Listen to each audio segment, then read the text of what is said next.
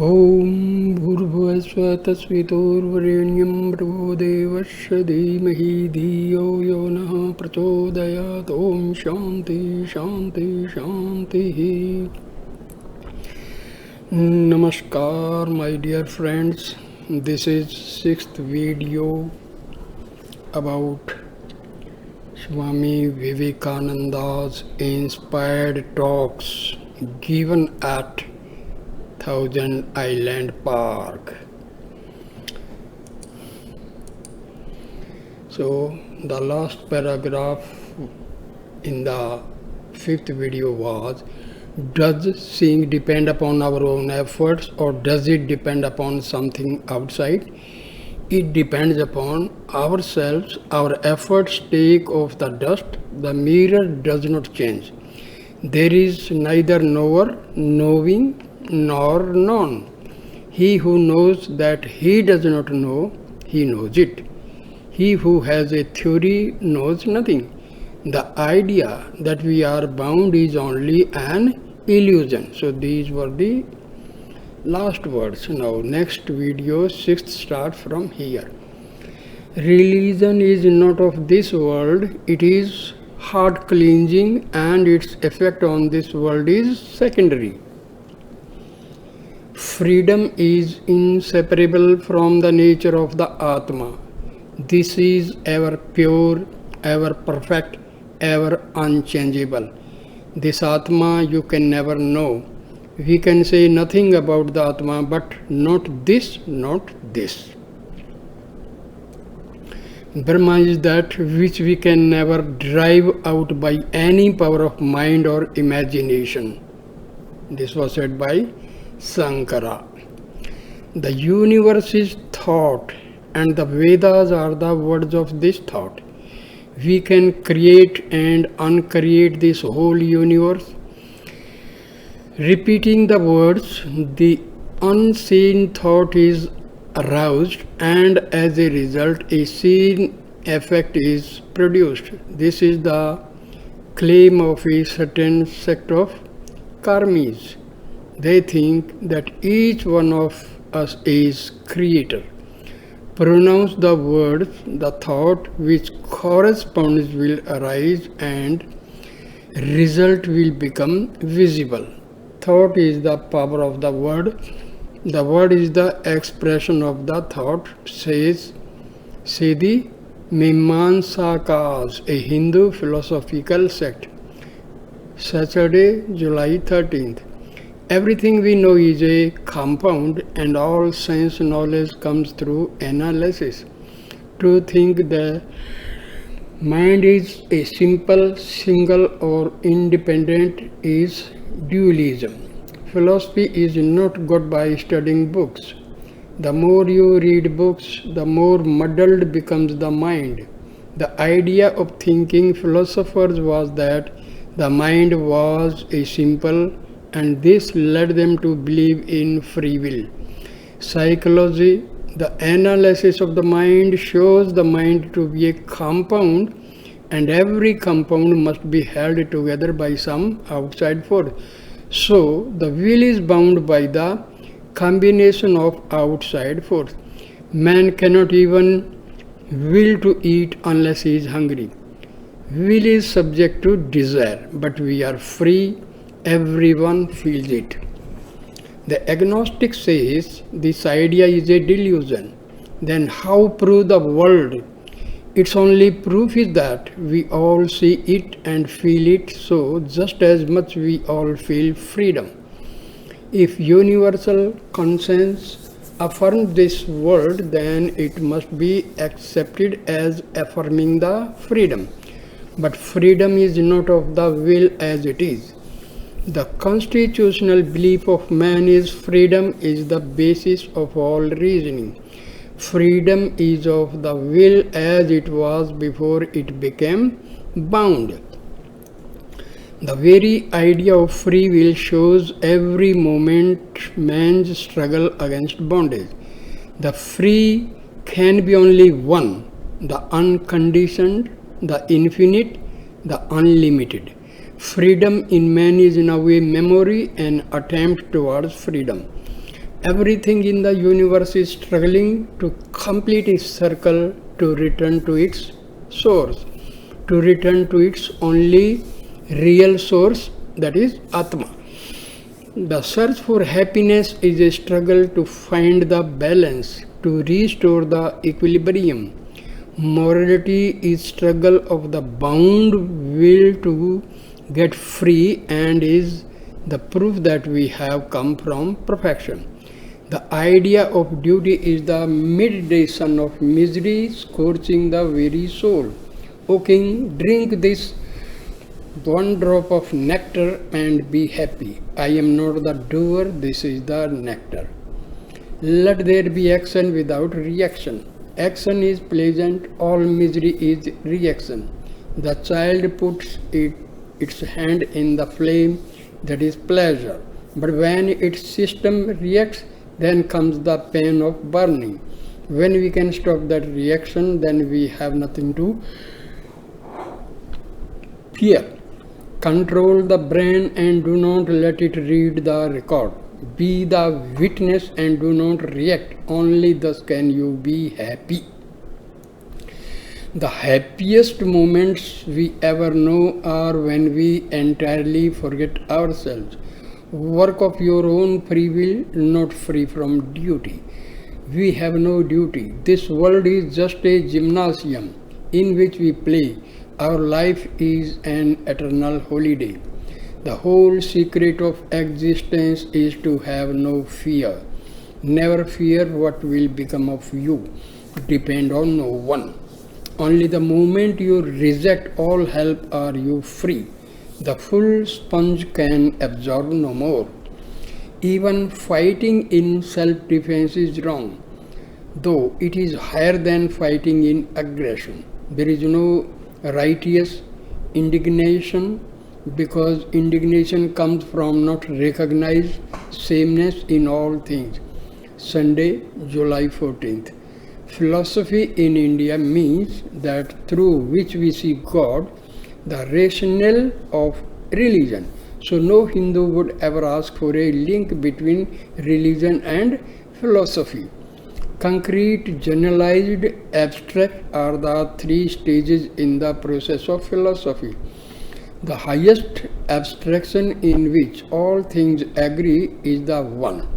In religion we have first symbols and forms, next mythology, and last philosophy. The first two are for the time being.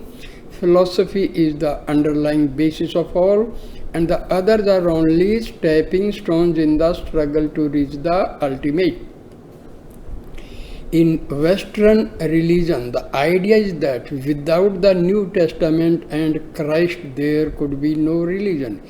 A similar belief exists in Judaism with regard to Moses and the prophets, because these religions are dependent upon mythology only. Real religion, the highest, rises above mythology. It can never rest upon that. Modern science has really made the foundation of religion strong. That the whole universe is one is scientifically demonstrable. What the metaphysicians call being, the physicists called matter. But there is no real fight between the two, for both are one. Though an atom is invisible, unthinkable, yet in it are the whole power and potency of the universe. That is exactly what the Vedantist says of Atma. All sects are really saying the same thing in different words. Vedanta and modern science both posit a self-evolving cause. In itself are all the causes. Take for example, the potter shaping a pot. The potter is the primal cause, the clay the material cause, and the wheel the instrumental cause. But the Atma is all three.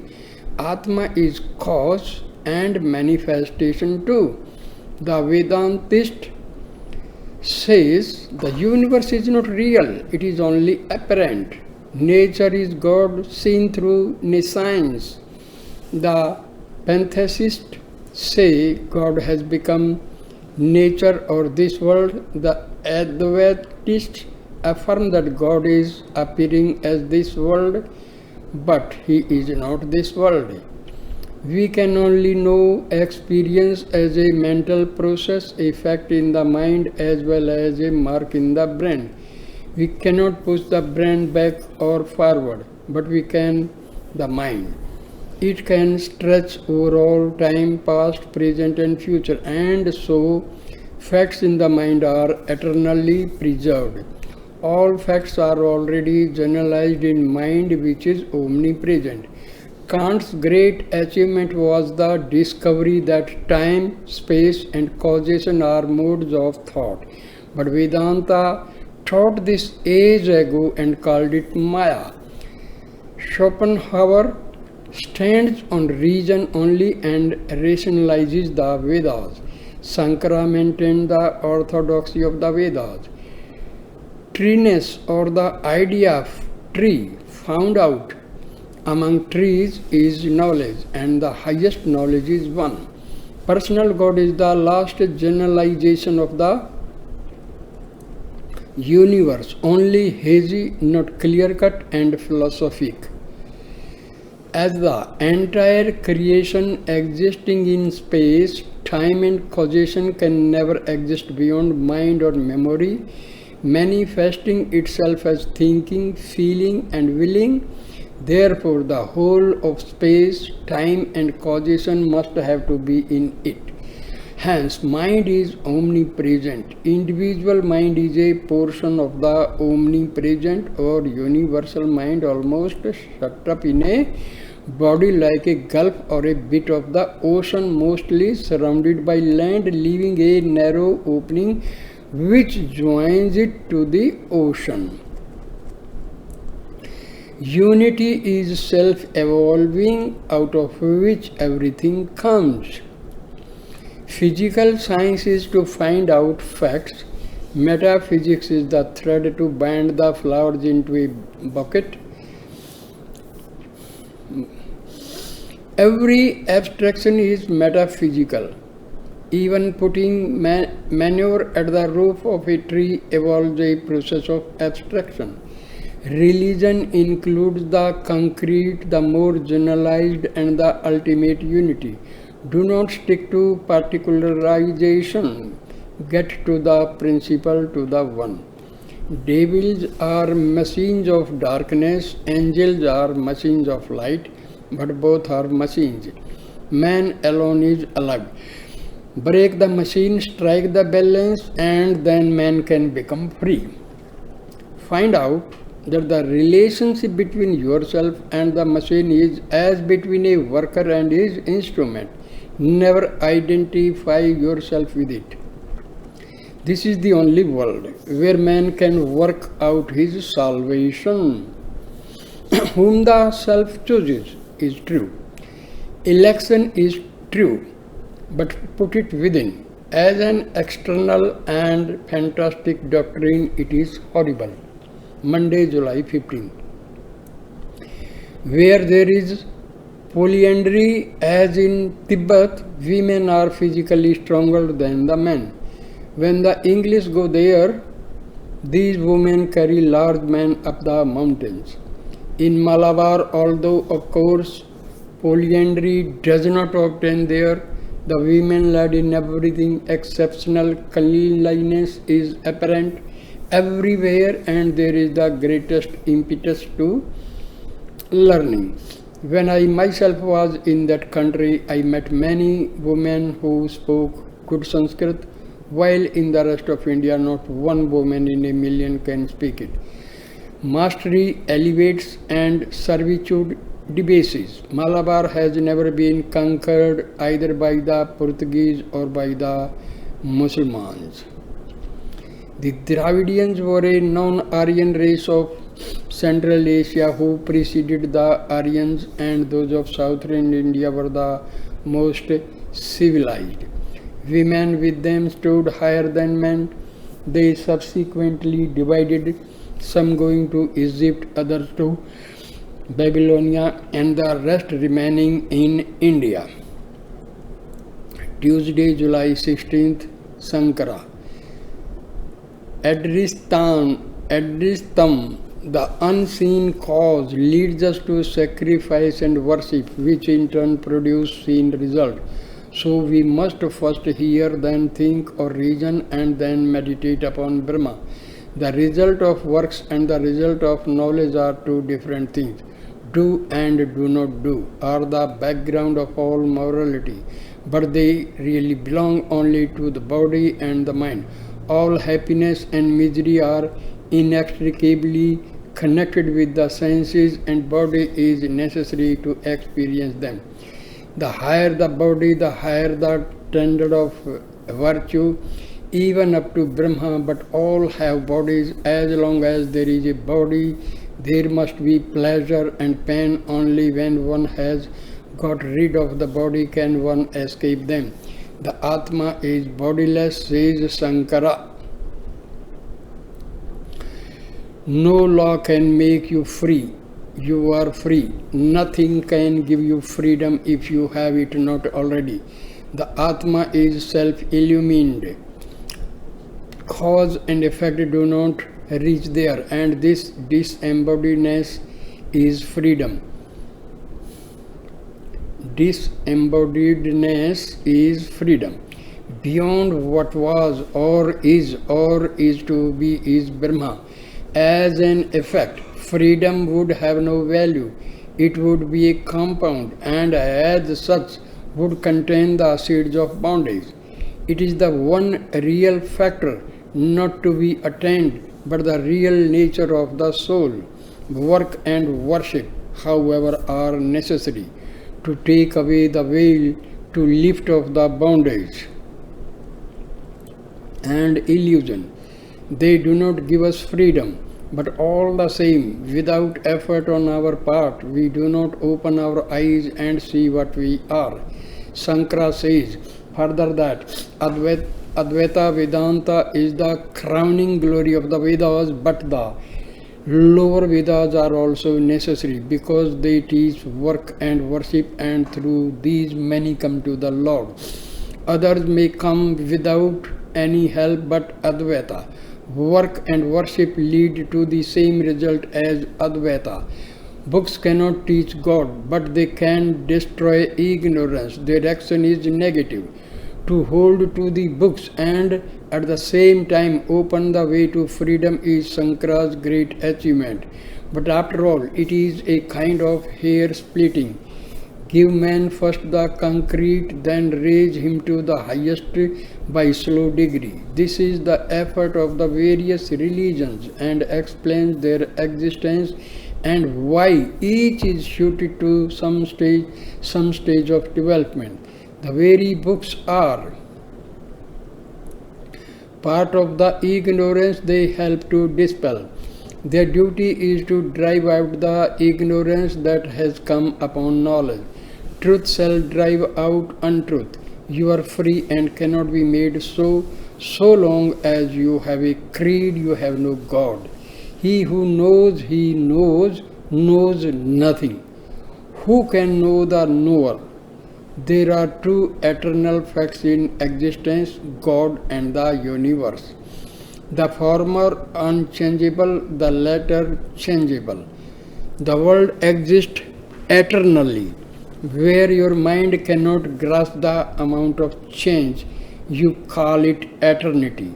You see the stone or the bas relief on it, but not both at once, yet both are one.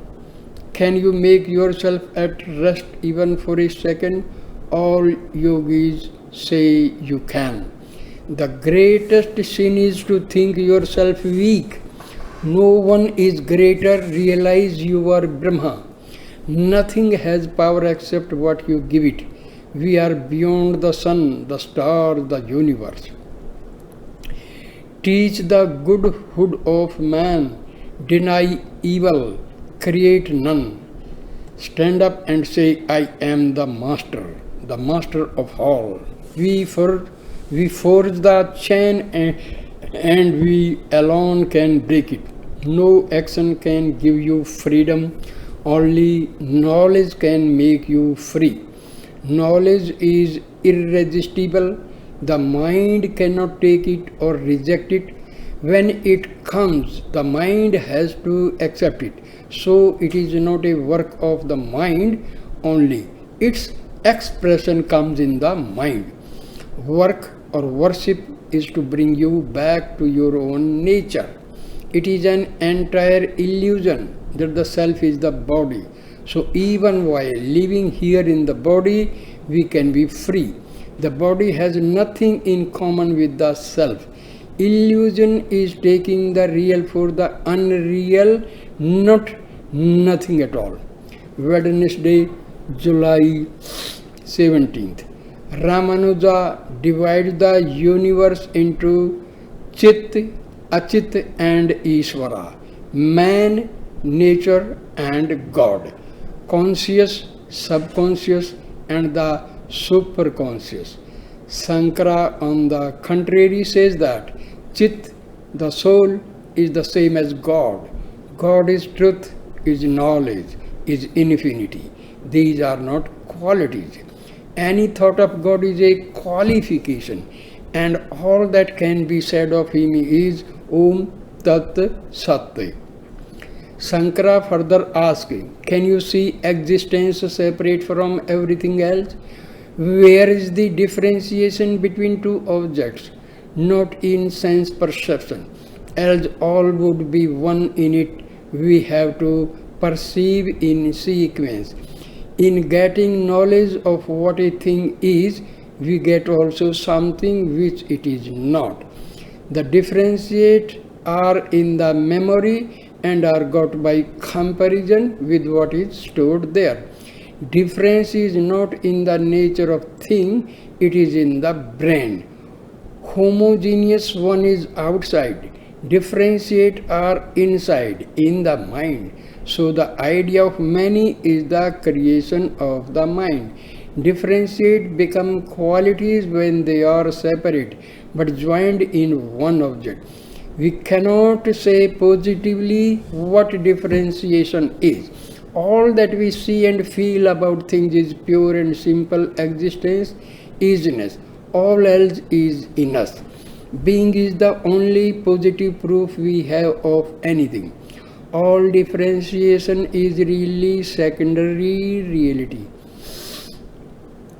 As the snake in the rope, because the serpent too had a certain reality in that something was seen, although misapprehended.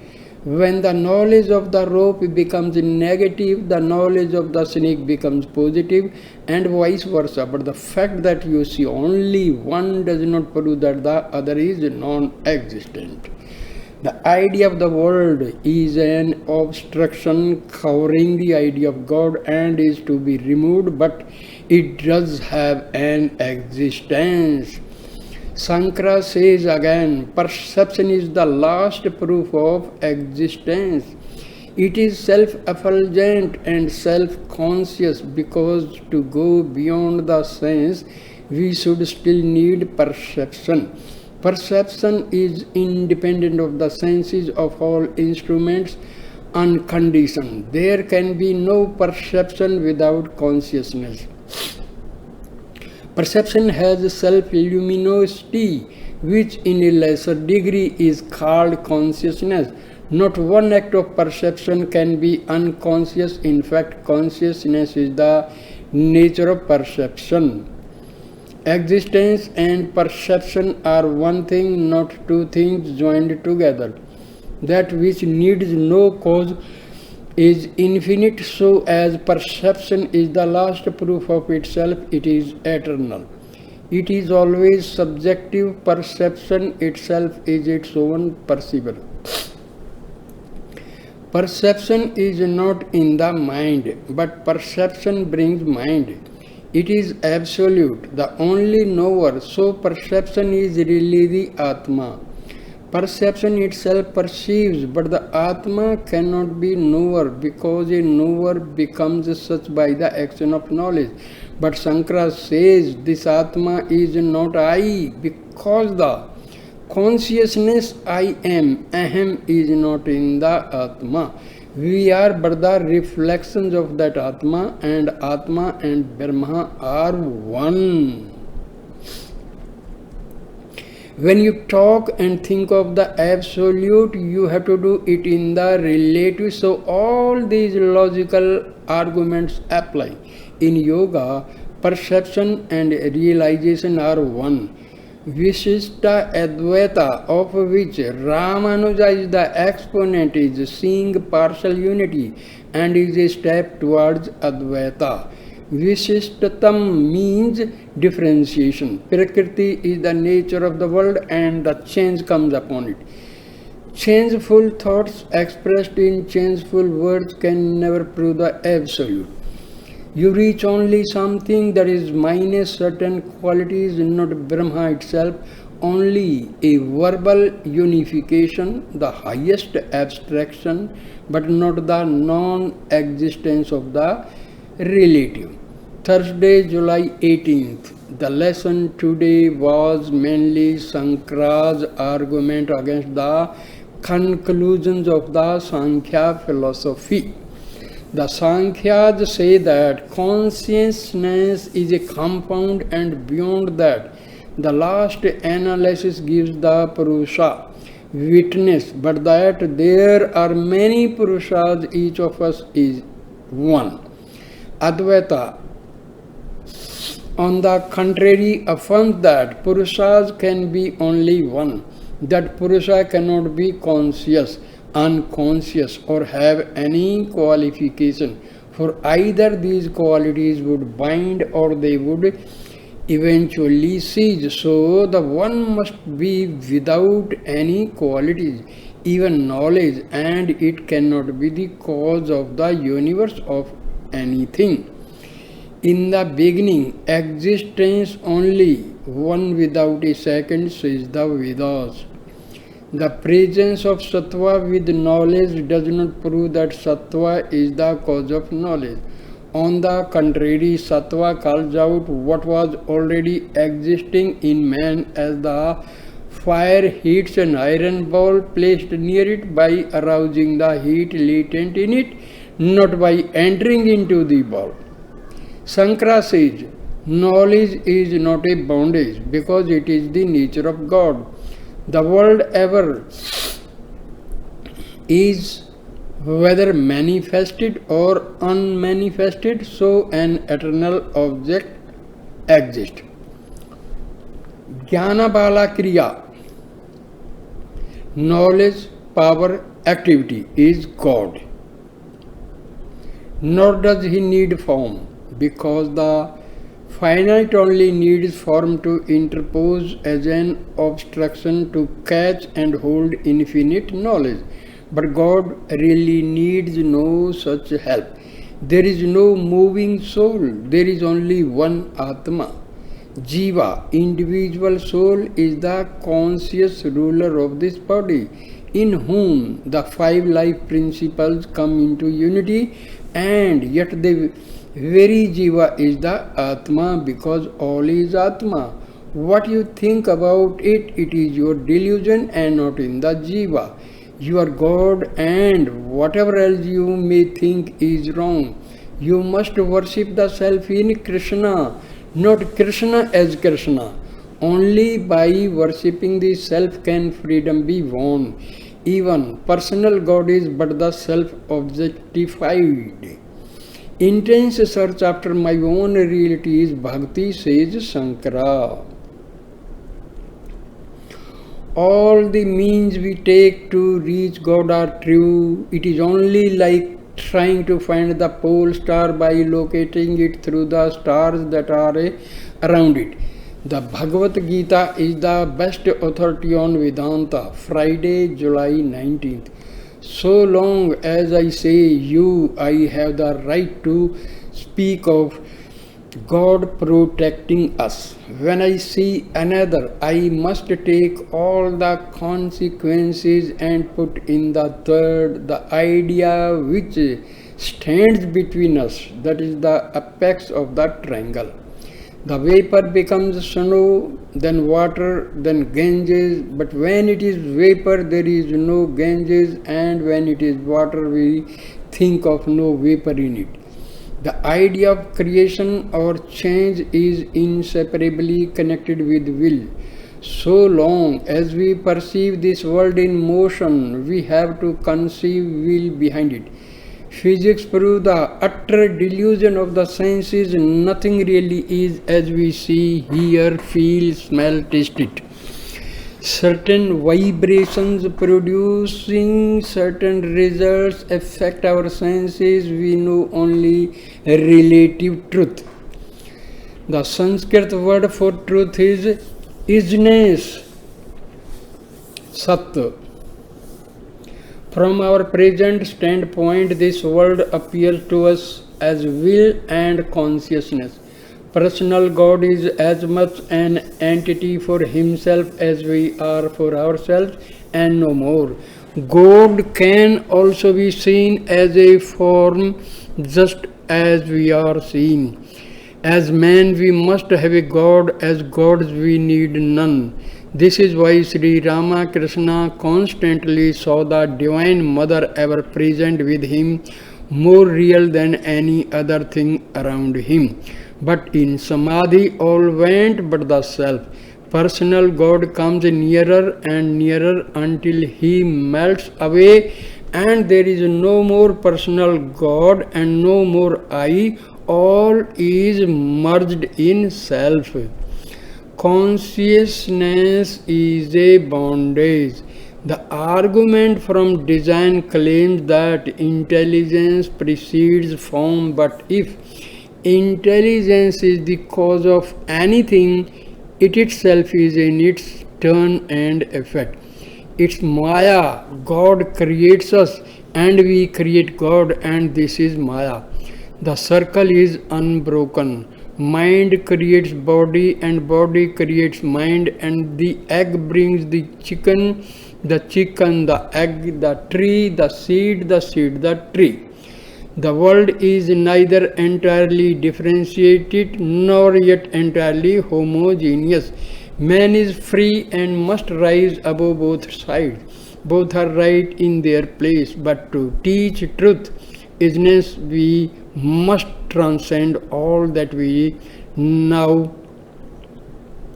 know of existence, will, consciousness, doing, going, knowing.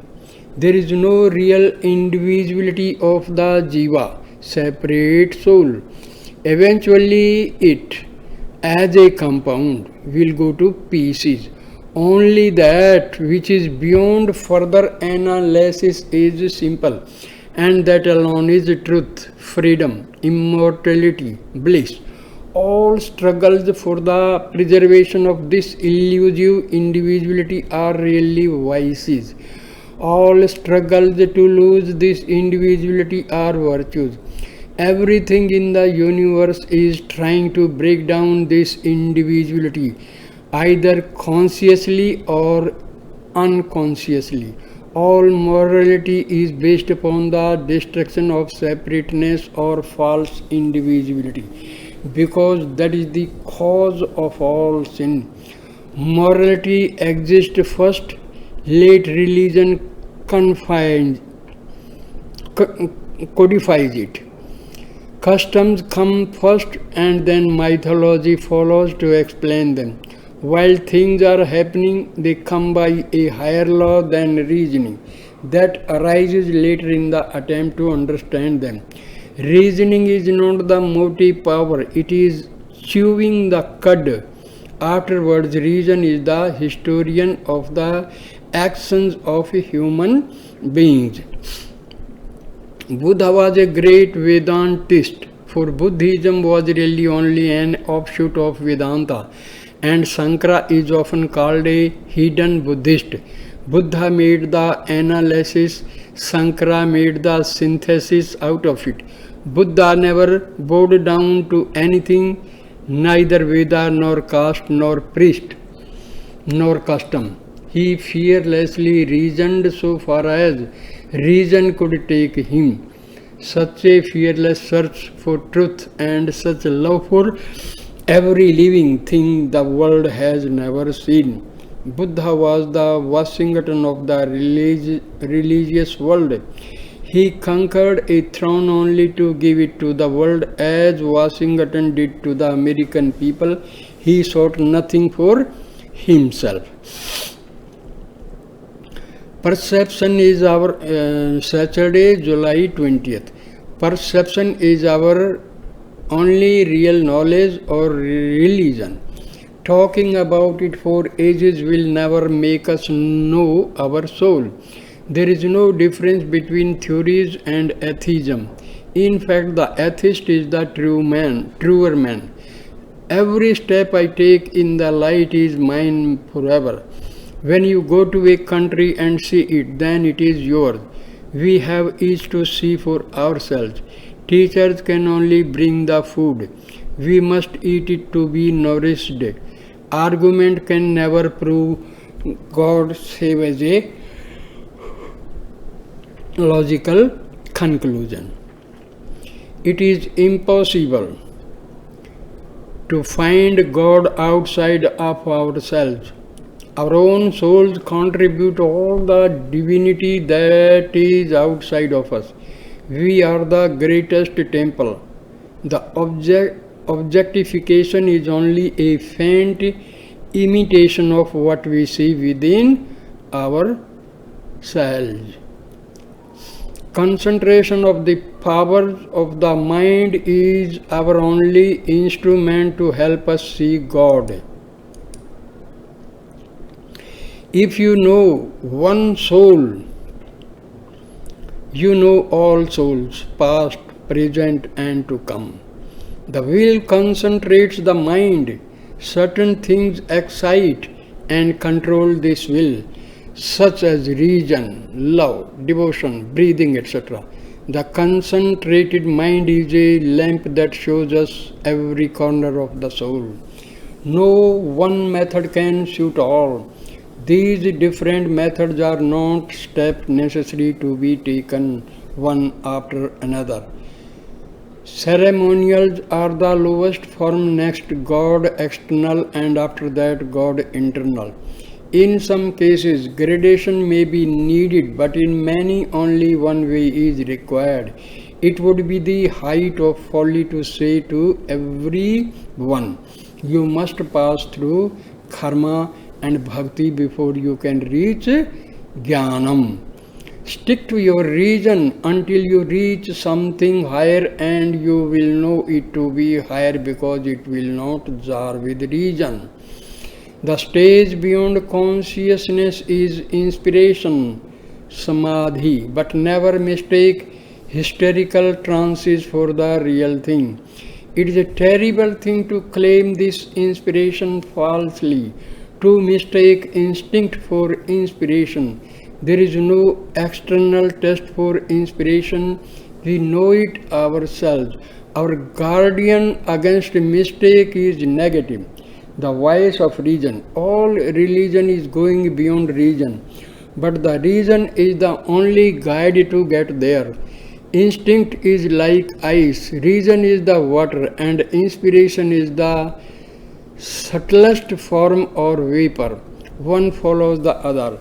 Everywhere is this eternal sequence: unconsciousness, consciousness, intelligence, matter, body, mind, and to us it seems as if the chain began with the particular link we first lay hold of. Arguments on both sides are of equal weight, and both are true. We must reach beyond both to where there is neither the one nor the other. These successions are all Maya. Religion is above reason, supernatural. Faith is not the belief, it is the grasp on the ultimate, an illumination. First hear, then reason, and find out all that reason can give about the Atma. Let the flood of reason flow over it, then take what remains. If nothing remains, Thank God you have escaped a superstition. When you have determined that nothing can take away the Atma, that it stands every test, holds fast to this and teach it to all. Truth cannot be partial, it is for the good of all. Finally, in perfect rest and peace, meditate upon it, concentrate your mind upon it, make yourself one with it. Then no speech is needed. Silence will carry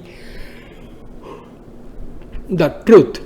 Do not spend your energy in talking, but meditate in silence and do not let the rush of the outside world disturb you. When your mind is in the highest state, you are unconscious of it. Accumulate power in silence and become a dynamo of spirituality. What can a beggar give? Only a king can give, and he only where he wants nothing himself.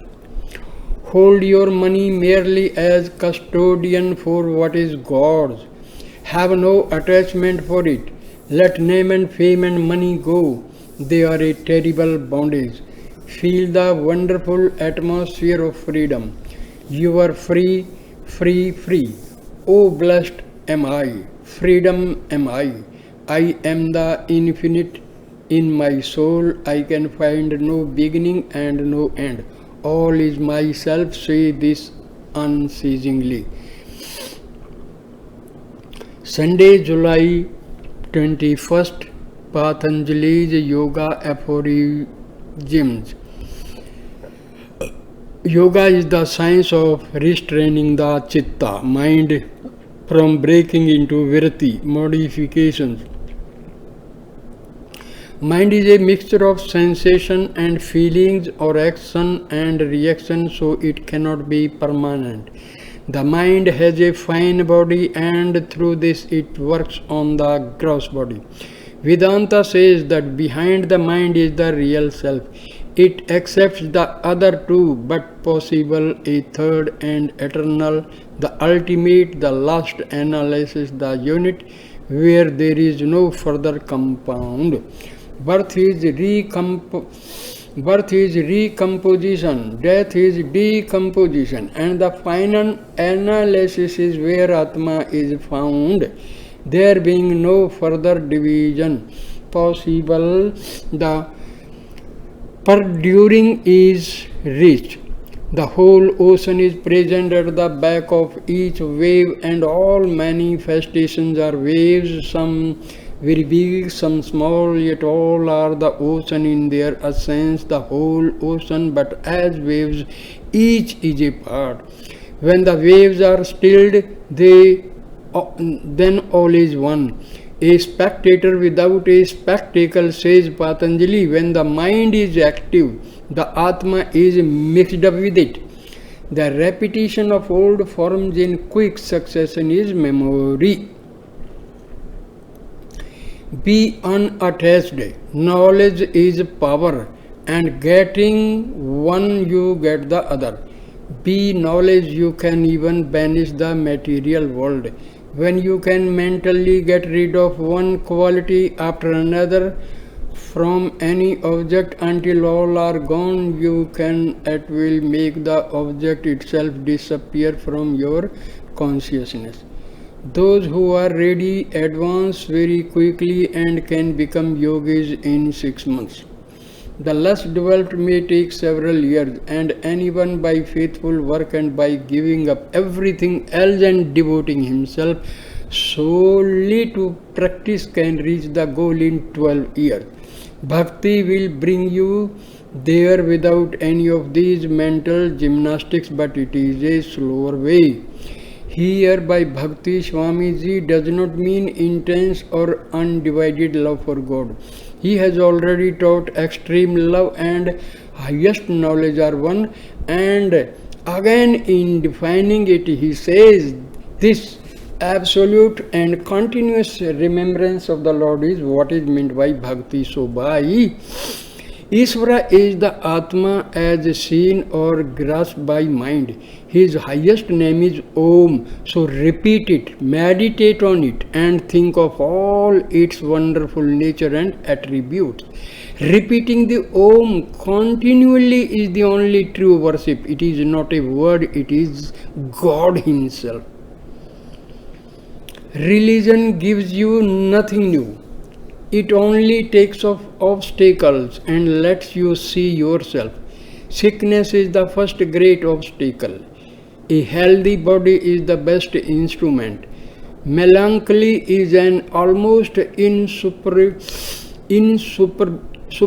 barrier. If you have once known Brahma, never after can you be melancholy. Doubt, want of perseverance, mistaken ideas are other obstacles. Pranas are subtle energies, source of motion. There are 10 in all. So I will take this topic in next video. So I stop this video here. Thank you, my dear friends, for watching, listening this video. Please subscribe my channel, like, comment and share the video. Thanks a lot, my dear friends. Namaskar, namaskar, namaskar.